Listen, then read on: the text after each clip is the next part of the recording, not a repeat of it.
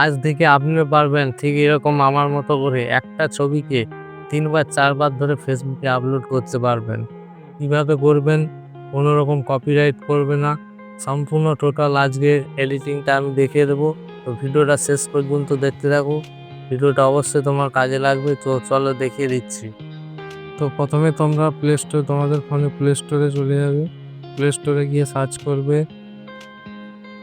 Meta AI, META Meta AI search করবে। তো আমার মেটা এআই সার্চ করে তোমরা ডাউনলোড করে নিও। আমার যেহেতু আগে থেকে ডাউনলোড করা আছে তার কোনো দরকার নেই। এখান থেকে প্রথমে তারপরে ব্যাক হয়ে গেলাম। আবার খুলবে তোমরা মেটা এআই। এখানে এই দেখো নিচে প্লাস আইকন আছে, এখানে একবার ট্যাপ দেবে। দিয়ে এখানে দুটো অপশান আসবে, ক্যামেরা আর হচ্ছে গ্যালারি। তোমরা যদি সঙ্গে সঙ্গে ছবি তুলে এডিট করতে চাও তাহলে ক্যামেরা অপশানটাকে চুজ করে এখান থেকে ফটো তুলে এডিট করতে পারবে। তো আমার আগে থেকে একটা ফটো তোলা আছে, তো সেটাকে আমি এডিট করবো, সেই জন্য আমি গ্যালারি অপশানটাকে চুজ করছি। চলো এখান থেকে একটা ফটো নিয়ে নিচ্ছি। চলো এলো এখান থেকে তো photo photo photo photo photo চলো এই ফটোটা একটা নিয়ে নিলাম। ফটোটা এখানে প্রথমে ফার্স্টে আপলোড হয়ে গেল। তারপরে এই যে ডান সাইডে নিচে তীর চিহ্ন অপশানটা আছে, এই তীর চিহ্ন অপশানে একবার ট্যাপ করলে এই ছবিটা এখানে প্রথমে আপলোড হয়ে যাবে।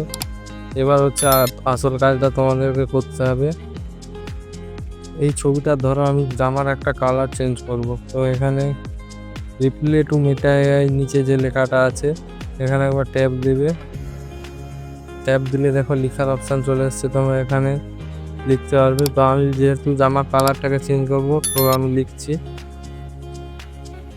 এই ছবিটার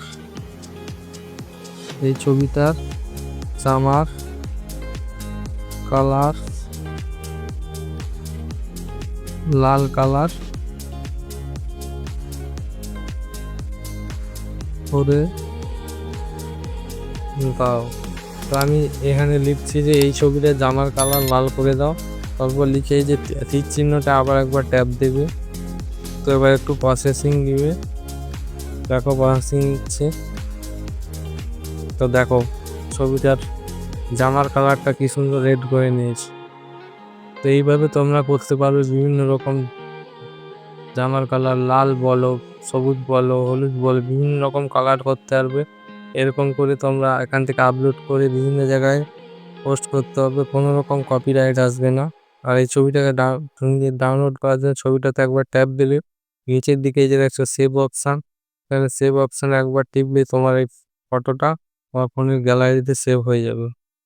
তো ভিডিওটা কেমন লাগলো অবশ্যই কমেন্ট করে জানাবে।